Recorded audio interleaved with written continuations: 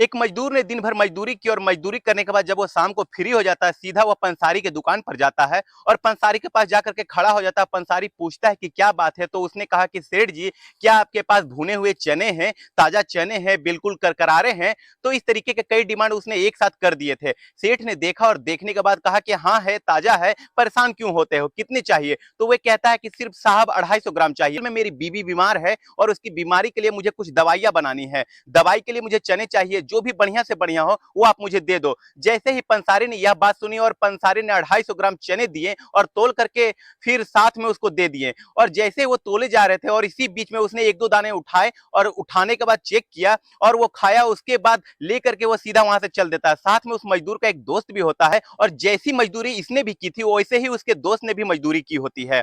अब वह यह नहीं जानते थे कि दरअसल उन्होंने जो आज सामान लिए हैं, चने लिए हैं, उन चनों में मौत छिपी हुई है। एक दो नहीं बल्कि कई लोगों की मौत छिपी हुई होती है। जो जो भी उस चने को खाता था वो मर जाया करता था। अब यह बात जब लोगों तक पहुंचती है, इस मामले की जांच पड़ताल होती है, तो जांच पड़ताल में ऐसी कोई बात सामने ही आती ही नहीं है। अब यह मौत एक रहस्य बन चुकी है कि आखिरकार एक ही परिवार के इतने सारे सदस्यों की मौत कैसे हो गई, कैसे नहीं। अब इस मामले की जांच पड़ताल जो होती है, फोरेंसिक लैब में कुछ रिपोर्ट जाएगी और उसके ही बाद वहां से रिपोर्ट आएगी, तभी इस बात का खुलासा हो सकेगा। लेकिन जहां जहां तक ये खबर फैलती है कि चने खाने से एक परिवार के कई लोगों की मौत हो चुकी है, तो लोगों को यकीन नहीं हो रहा था कि आखिरकार वो चने जो होते हैं जहरीले कैसे बन गए। आदाब, नमस्कार, सत श्री अकाल। मैं मनोज यादव, मेरा अभिवादन स्वीकार करें। आज की जो सच्ची घटना मैं आपको सुनाने जा रहा हूं, यह सच्ची घटना है उत्तर प्रदेश का जिला एक बुलंदशहर का नरसीना, और नरसीना का एक गांव लगता है मोहम्मदपुर और बरवाला। और दरअसल मैं बात कर रहा हूं 24 नवंबर सन 2024 की रात लगभग 9 बजे के आसपास का यह वाकया हुआ होगा।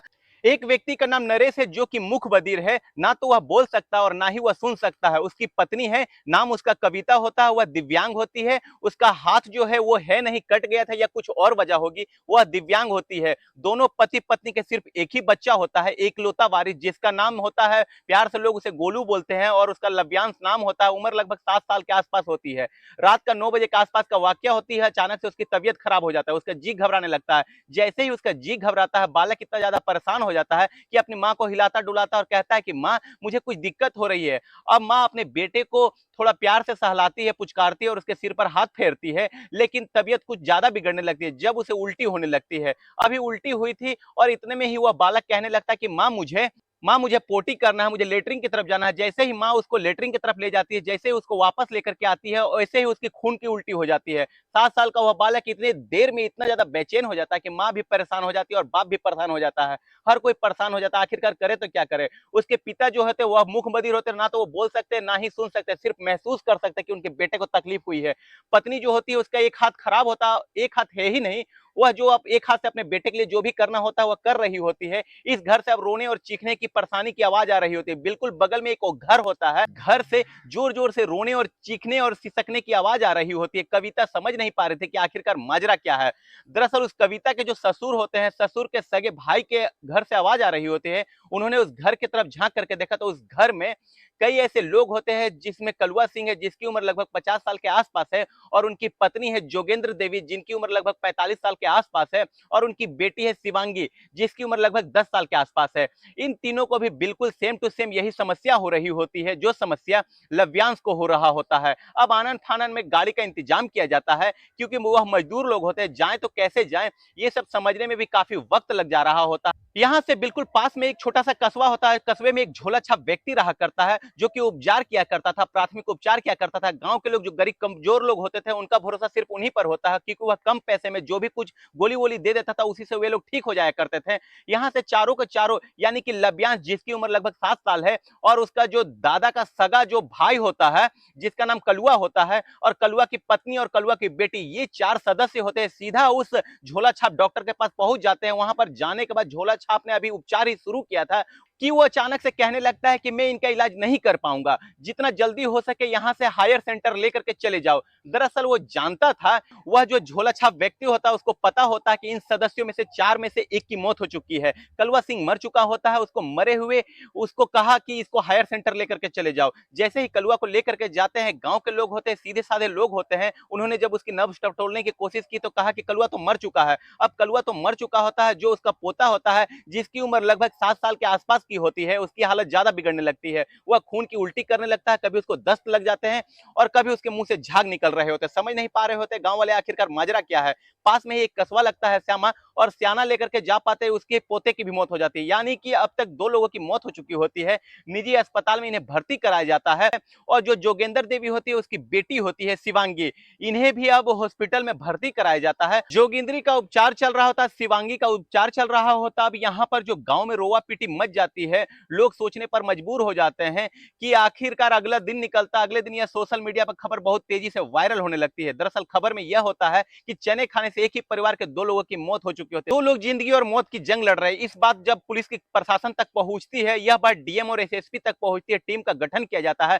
टीम जब गांव पर मौके पर पहुंचती है, साथ ही जोगिंदर देवी के पास पहुंचा जाता है, तो जोगिंदर देवी एक बात कहानी सुनाते हैं। दरअसल वह बताती है कि उसकी 4 बेटियां, एक बेटी का नाम आरती है जिसकी उम्र लगभग 21 साल के आसपास है, एक माही है जिसकी उम्र लगभग 17 साल के आसपास है, एक कृतिज्ञा है, प्रतिज्ञा की उम्र लगभग 14 साल के आसपास है, शिवांगी की उम्र लगभग 10 साल के आसपास है।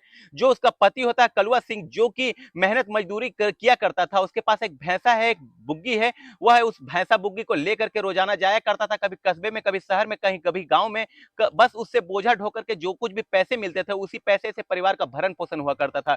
24 नवंबर सन 2024 का यह वाकया है। गोरखपुर में उसे काम मिल गया होता है, वह अपने दोस्त रवि के साथ जाता है, दिन भर काम करता है और काम करने के बाद जब पंसारी के दुकान में जाता तो सेठ से कहता कि सेठ जी मुझे भुने हुए चने चाहिए, एकदम खिले खिले करकरारे चने चाहिए। वे खिले खिले करकरारे चने दे देता है और 250 ग्राम चने लेकर के जैसे वह घर पहुंचता है, जब घर लगभग शाम को 7 या 7:15 बजे के आसपास जब वह पहुंच जाते हैं, घर में उनकी 4 बेटियां होती है और पति और पत्नी होते हैं, साथ में दोस्त भी आया हुआ होता है, और जो साथ में इनका जो भाई का यानी कि ओम प्रकाश का जो पोते होते हैं वह भी, यानी कि ओम प्रकाश यानी कि कलुआ का सगा भाई ओम प्रकाश का बेटा नरेश भी है और नरेश की पत्नी भी है। उनके 2 बच्चे हैं, एक का नाम नरेश है, दूसरे का नाम सोनू है। सोनू अब विवाहित है और नरेश मुक बधिर होता है। लड़का लव्यांश, और लव्यांश इस पूरे परिवार में इकलौता लड़का होता है और बाकी लड़कियां होती है इस परिवार में, उसको इतना ज्यादा प्यार मिलता है अपने घर पर भी, और पास वाला जो घर होता है, हालांकि सगे भाई का जो घर होता है वहां पर भी बहुत उसे प्यार मिलता है। और जैसे ही उसे पता चलता है कि दादाजी आए, वह दौड़ करके वह सीधा घर आता है, और घर आने के बाद सीधा वह आने के बाद अपने दादाजी के पास जाता है और पूछते हैं कि क्या लेकर के आया, तो दादाजी बताते हैं कि मैं सिर्फ चने लेकर के आया हूँ। दादाजी के लाए हुए चने उस बालक ने खाना शुरू कर दिया। देखते देखते उसकी पत्नी यानी कि उसको इलाज की यानी कि दवा बनने वाली होती है, उसने भी चने खाने शुरू कर दिए। इसके साथ साथ जो कलुआ है उसने भी 2-4 दाने उठाने खा करके शुरू कर दिए, और एक बेटी शिवांगी आती है, वह भी चने खाने शुरू कर देती है। इन्हें जो थोड़े बहुत खाने होते हैं वो उन्हें रोक दिया जाता है और कहा जाता है कि इनसे दवा बनेगी, ये खाओ मत। और घर में जो शिमला मिर्च और जो आलू यानी कि इसकी जो सब्जी बनी होती है, और सब्जी को सभी लोग खा रहे होते हैं, और खाने के बाद सभी लोग आराम आराम से अपनी चरपाई में जल्दी सो जाते हैं और जल्दी उन्हें उठना होता है। और जैसे ही सब लोग जाते हैं सोने के बाद, लेकिन यहाँ पर 3 सदस्य ऐसे होते हैं, एक आरती, एक माही, एक प्रतिज्ञा, इन्होंने चने नहीं खाए होते, बाकी सब लोगों ने चने खाए होते हैं। जैसे ही रात के 9 बजते हैं, यानी कि लभ्यांश के सबसे ज्यादा तबियत खराब होना शुरू हो जाता है और कलुआ की तबियत उसके बाद खराब होती है, उसके बाद जोगिंदर की तबियत खराब होती है, उसके बाद शिवांगी की तबियत खराब होती है और डॉक्टर के पास जाने के बाद उसकी मौत हो जाती है। यहाँ पर 2 की तो मौत हो जाती है, यानी कि कलुआ और फिर लभ्यांश। इनकी सब को जैसे ही जब प्रशासन की टीम आती है और कहती है कि इनका पोस्टमार्टम कराया जाएगा, पोस्टमार्टम कराने के बाद हम जांच कर पाएंगे, कि कोशिश कर पाएंगे कि आखिरकार मौत का असली कारण क्या है, क्या चने खाने से इसकी मौत हुई है। अब हर कोई यही जानना चाहता होता है, लेकिन साथ साथ परिवार वाले इनकार कर देते हैं कि एक आप काम करिए, पोस्टमार्टम बिल्कुल भी मत करिए, इनका बिना पोस्टमार्टम किए ही अंतिम संस्कार कर दिया जाता है। इधर अंतिम तो संस्कार हो रहा होता है, यानी कि 25 नवंबर 2024 को, और अगले ही दिन और 25 तारीख की बात होती है, उधर जोगिंदर का और शिवांगी का उपचार चल रहा होता है। शिवांगी का भी जो तबियत होती है थोड़ी ठीक हो जाती है, लेकिन उसकी मां यानी कि जोगिंद्री देवी की मौत हो जाती है। जैसे ही जोगिंद्री देवी की मौत हो जाती है, पुलिस प्रशासन में हड़कंप मच जाता है। हड़कंप पहुंचने वाली बात यह होती है, यानी कि चने खाने से 2 की मौत पहले हो चुकी है और तीसरे की मौत बाद में हो चुकी है, और एक का उपचार चल रहा है। अब प्रशासन ने कोई रिस्क नहीं लिया, सीधा जोगिंद्री देवी के शव को कब्जे में लिया, और कब्जे में लेने के बाद परिवार वालों से साफ साफ इनकार कर दिया था कि हम कोई पोस्टमार्टम नहीं कराएंगे, लेकिन प्रशासन साफ साफ बोल दिया कि पोस्टमार्टम तो कराया ही जाएगा, हम देखना चाहते हैं कि आखिरकार क्या बाकी चने खाने से इनकी मौत हुई है और क्या फिर और कोई वजह है। पोस्टमार्टम जब होता है, उनकी जब रिपोर्ट आती है, रिपोर्ट पता ही नहीं चलता कि आखिरकार मौत की वजह क्या है, यानी कि चने से भी क्लियर नहीं हो पाता है उन्होंने क्या खाया क्या नहीं खाया, उससे क्लियर नहीं हो पाता है कि मौत का असली कारण क्या है। कुछ लोग तो फूड पॉइजनिंग कह रहे हैं, लेकिन जो उसका उसका बिस्तरा प्रजब कर लिया गया है, उसको फोरेंसिक लिए भेज दी गया है जांच पड़ताल करने के लिए। आखिरकार मौत का असली कारण क्या है? 3 लोगों की मौत हो जाती है और मौत का कारण ही नहीं पता चलता। हालांकि उनकी बेटी की तबीयत तो ठीक हो जाती है, लेकिन अफसोस की बात यह होती है इधर जो दिव्यांग माता पिता का जो इकलौता जो संतान होती है वह हमेशा हमेशा के लिए खत्म हो चुका है। इधर जो 4 बेटियां के जो माँ बाप होते हैं वो अभी मर चुके होते हैं। अब जो 4 बेटियां होती है और चारों की चारों की आगे परवरिश कैसे होगी, उनकी शादी कैसे होगी, बहुत सारी उनकी जिम्मेवारियां हैं बेटियों की, उन्हें कौन निभाएगा? और उन पर कई तरीके के सवाल खड़े हो चुके हैं। हालांकि प्रशासन ने मदद का भरोसा दिलाया है, लेकिन प्रशासन की मदद इतनी जल्दी कब कैसे मिलेगी? आप तो जानते हैं कि सरकारी प्रक्रिया के जो तंत्र मंत्र है वह कितनी तेज चलता है। कई बार वादे तो कर दिए जाते हैं, भरोसा तो दिला दिए जाते हैं, लेकिन मदद तो मिलती नहीं है। दोस्तों, इस पूरी घटनाक्रम को सुनाने का उद्देश्य किसी को हताश परेशान निराश करना नहीं, बल्कि आप लोगों को जागरूक सतर्क सजग करना है। मिलते हैं अगले किसी नए वीडियो में। अगर वीडियो आप लोगों को अच्छी लगी हो तो चैनल को लाइक शेयर सब्सक्राइब करना ना भूलें।